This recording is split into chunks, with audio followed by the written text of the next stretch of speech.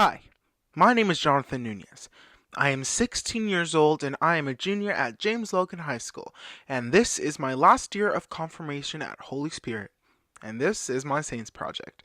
The saint that I have chosen for this project is Saint Juan Diego, who was born in Mexico in 1474 to 1548. His feast day is on December 9th, and he is the patron of indigenous people.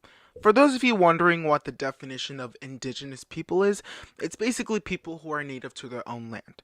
Saint Juan Diego began in a small village in Mexico as a humble and kind young man.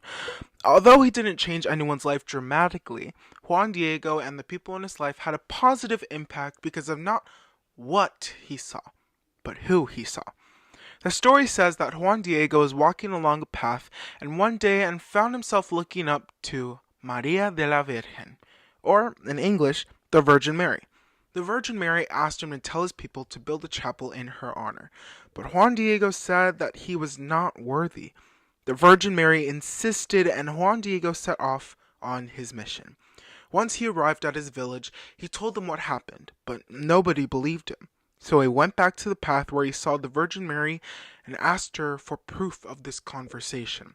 The Virgin Mary appeared and told him to go to the mountains and search for white flowers and put it in his cloak. Juan Diego was confused because the mountainside she was talking about grew nothing. But once he reached the top, he was amazingly surprised to see a field filled with white flowers. Juan Diego put the flowers in his cloak and went back to the village. When he asked them to build the chapel, they said no. But Juan Diego said he had proof and opened his cloak to not find flowers, but a shining imprint of the Virgin Mary. The villagers were astonished and believed him.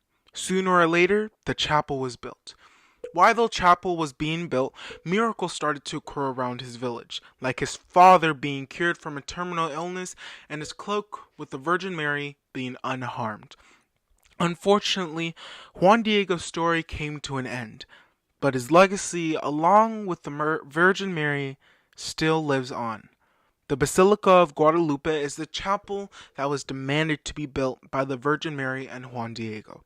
The basilica worships not only the Virgin Mary, but Juan Diego as well. Today, Juan Diego's cloak and the imprint of the Virgin Mary lay still in a glass pane for all to see.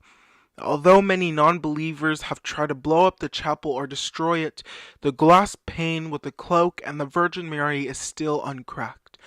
Legend says that the Virgin Mary protects the cloak by preventing the glass from ever breaking.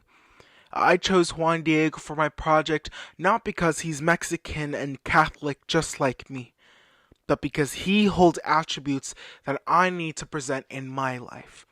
Juan was the person I was named after when I was just a little boy, and doing a project on Juan Diego, a saint that bears my name along with many amazing attributes, makes me feel like I am growing closer to him.